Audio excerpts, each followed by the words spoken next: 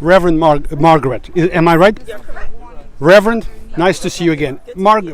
Reverend, tell me, what are we doing here today and why are we here? Okay, I sit on the executive committee of the NAACP Yonkers branch, and we are here in solidarity along with some other leaders in our community, activists, clergy. We have teachers. We have the person who's running for United States Congress is here.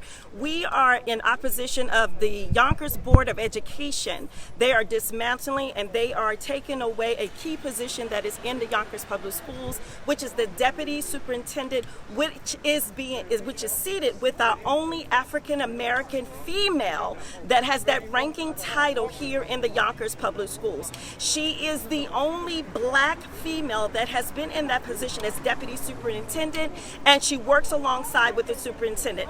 And instead of the Yonkers Public Schools taking the position that the person who is leaving, we have an assistant superintendent who is now leaving the district who's also an African American male. Instead of them using that position as one that they are dissolving and will not refill, they are taking away the power from the deputy superintendent, and we're not going to stand for it. Enough is enough. We're in a climate now that the temperature is rising for African American black people to stand for justice. Here in Yonkers, we make up 23%, but we are not 23% represented within any entity in this city, and enough is enough.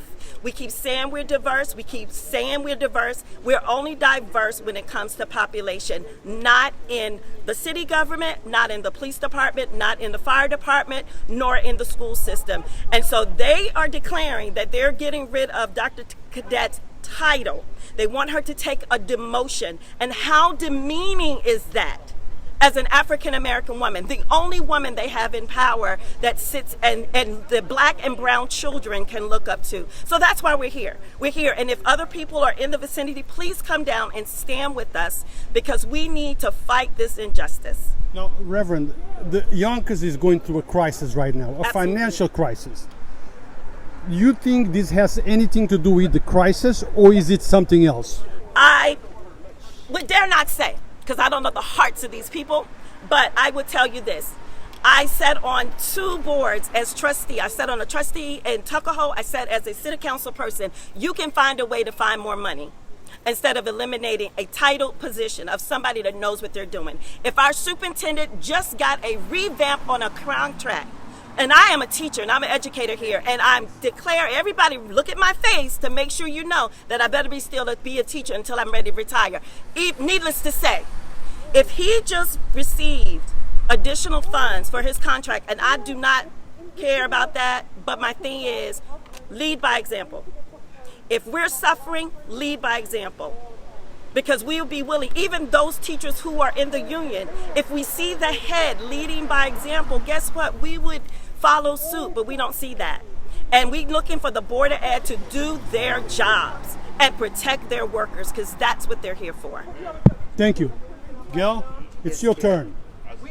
It's your turn to speak up and tell us, how do you see this problem? What's going on here? What is your personal feeling about this? This is the epitome of a modern day professional lynching. Reverend Margaret talked about the dynamics, but I've been here 49 years, and I can tell you the systemic racism, biases, and injustices play out. And there are many more people who would be here, except they know that if their face is captured on anything, they will be without a permanent assignment in a building, or their retirement will be escalated, or they will be dragged to central office, which is code for you're on your way out. Are you talking about retaliation, Gail? I'm talking about extreme retaliation from personal knowledge. As a parent coordinator in 2010, and this was revealed to me by a superintendent who was thrown out of here, that the district was after me because I was telling parents what their rights were, going with them to meetings. And in order to get to me, they had to fire 8 other people behind me. I was the senior coordinator,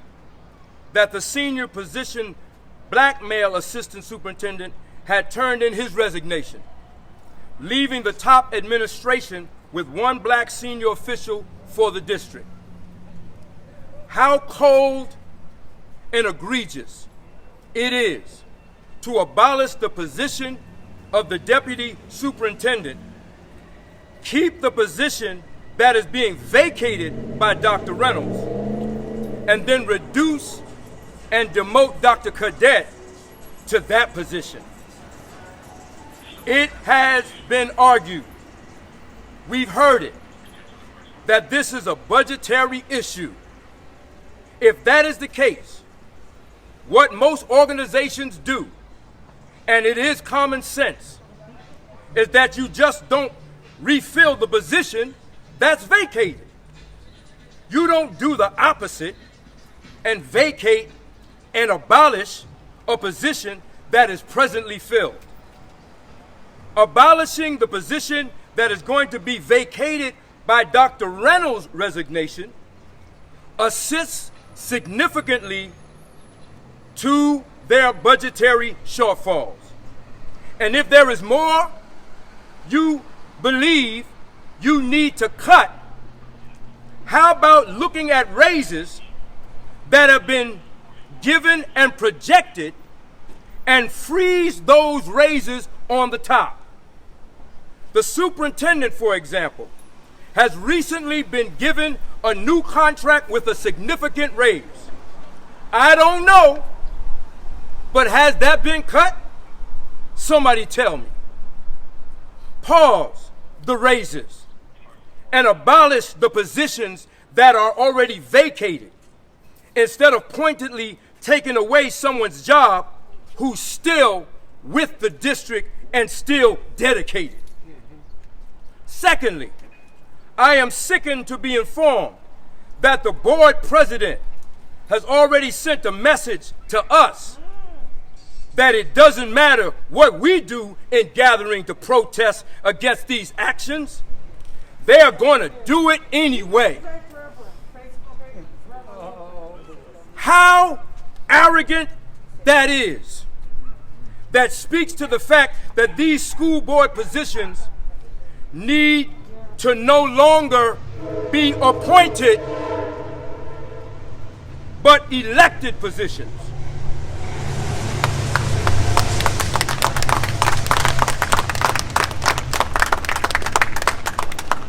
Statements like these can be dealt with more readily and directly and responded to, not to mention that the arrogance would not be so overt if board members were elected rather than appointed. Right. Yonkers Public Schools has not been without its past racial injustices as well as inequities that have scarred the integrity of this city. Yes. Right. Yes. The school on the hills of desegregation, the desegregation case, has made relatively slow progress in its hiring practices, administration, teacher, retention, and student performance. It has been litigated as well that Yonkers Public School operates in retaliatory practices as well as public shaming. Well, we are here to stand in solidarity that we will not be silent anymore. We are demanding that the Board of Education,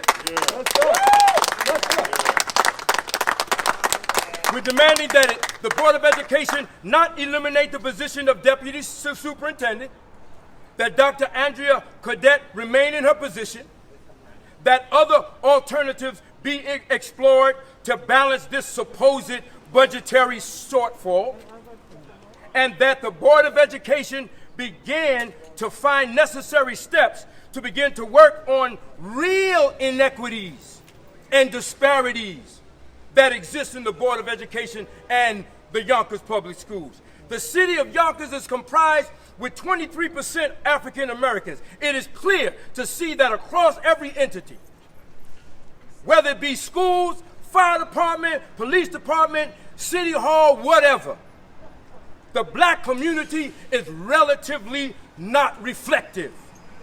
That's right. It is apparent, brothers and sisters, that Yonkers community continues to suffer with inequities, the disenfranchisement of its black citizens, and the systematic and structural racial fractures that are now plaguing even America today. Yonkers claims to be diverse. Yes. That's not true. But in reality, and disappointedly, our so-called diversity is only population. Yes. Other than that, we're not diverse. That's right. And it's time for us to shut this foolishness down. That's right.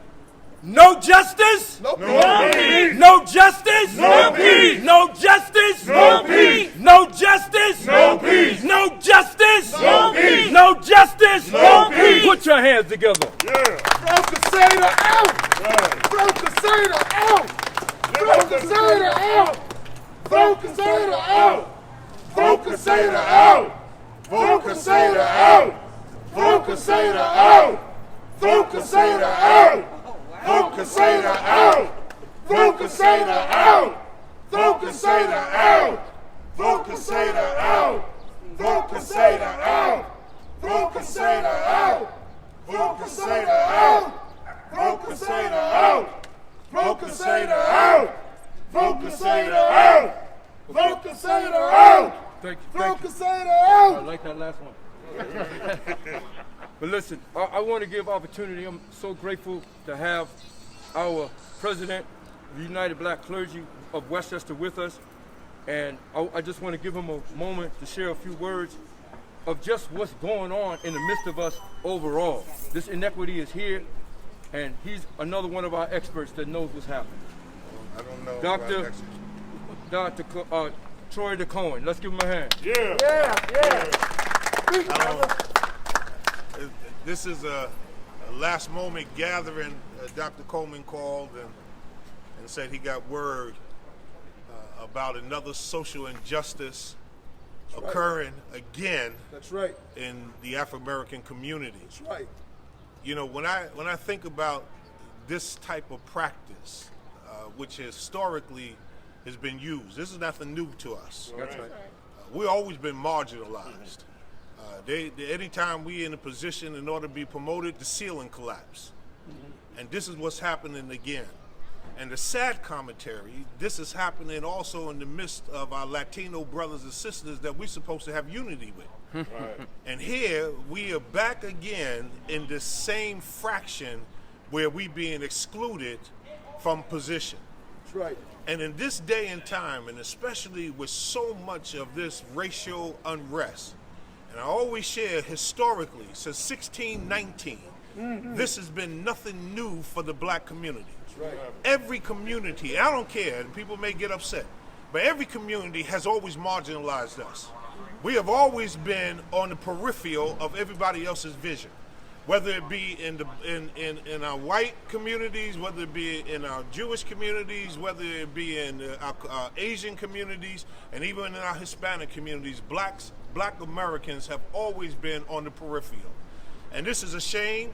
And I'm agreeing with the president of the NAACP, also pastor of Messiah Baptist Church, and the men and women that are gathered here.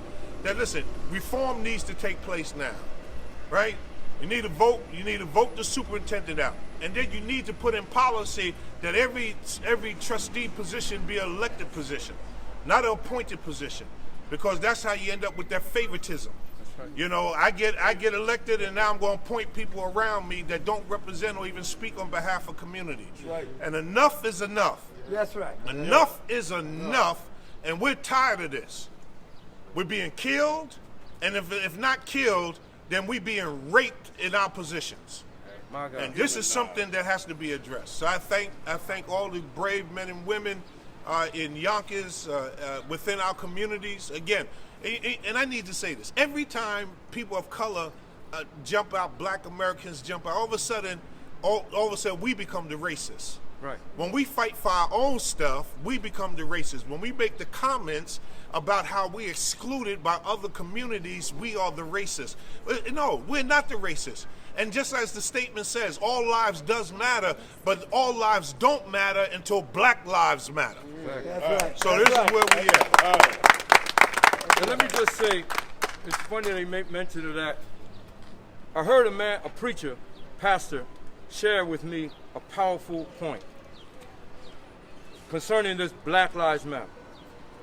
He said, in his neighborhood, all of his neighbors who live in their houses, everybody knows that all the neighbors matter. But in the midst of all the neighbors mattering, when one of the neighbors' house catch on fire, the only neighbor we concerned about is the neighbor whose house is on fire. That's right. Right. Because we need the fire to be put out, because they're the ones that's going to be homeless if we don't come together and put out their fire. Yes. That preacher said to me, he said, listen, that's the same thing with us. All lives matter, but there's a fire. That's and right. the fire is that black lives are being burned up. Yep. Yes.